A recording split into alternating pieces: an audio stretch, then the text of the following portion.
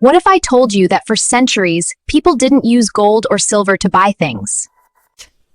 Instead, they used these hard, heavy bricks made entirely out of tea.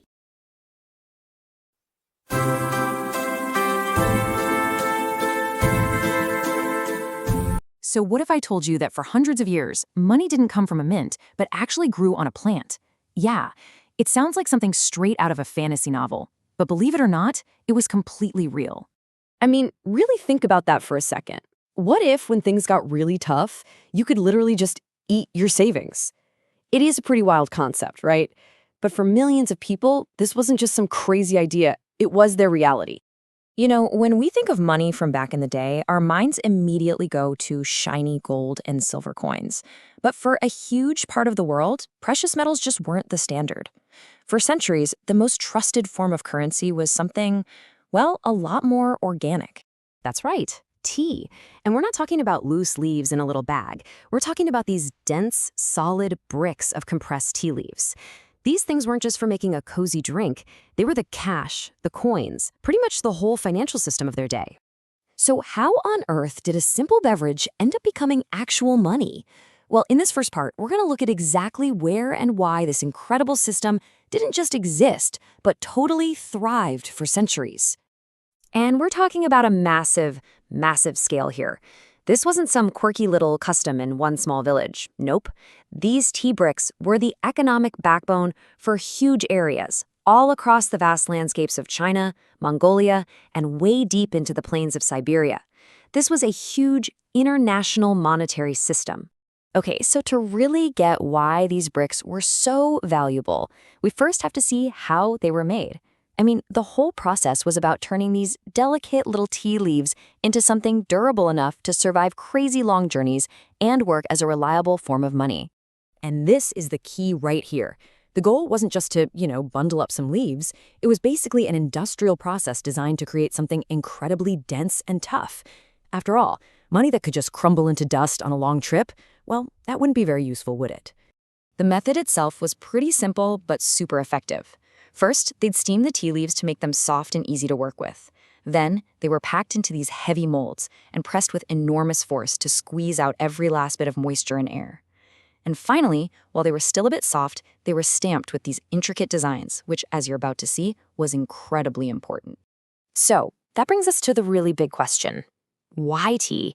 I mean, why not compressed rice or something else? Let's dive into what made tea the absolute perfect, multi-purpose currency for these parts of the world. This quote just gets right to the heart of it. Just picture it. You're a nomad in a brutal winter, and food is running low. Paper money is useless.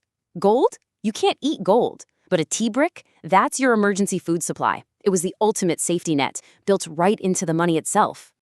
The value here wasn't just some abstract idea. A tea brick was a literal survival kit.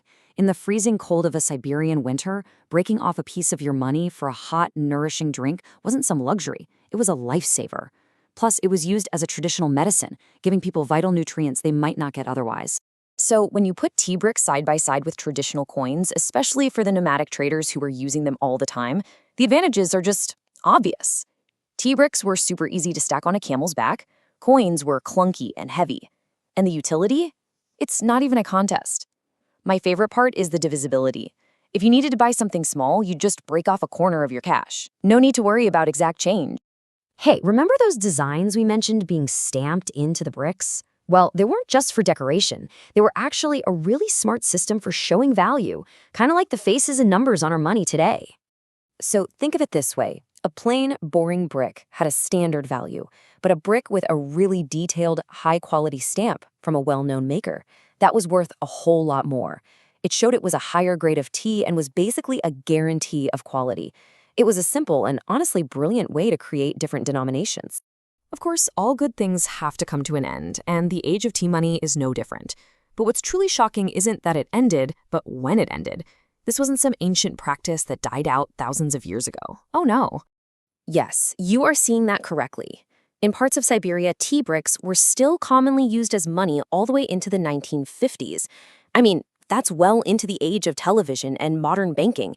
It's just incredible that this system survived for centuries, outlasting entire empires.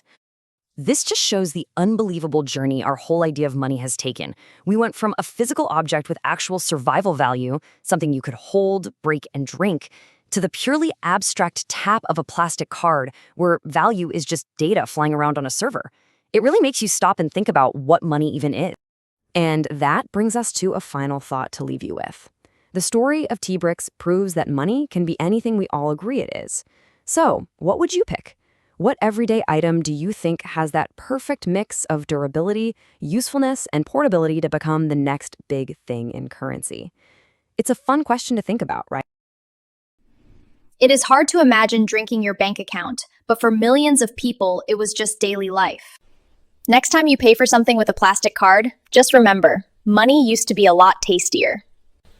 If you love weird finance history, make sure you hit that subscribe button right now and see you in the next video.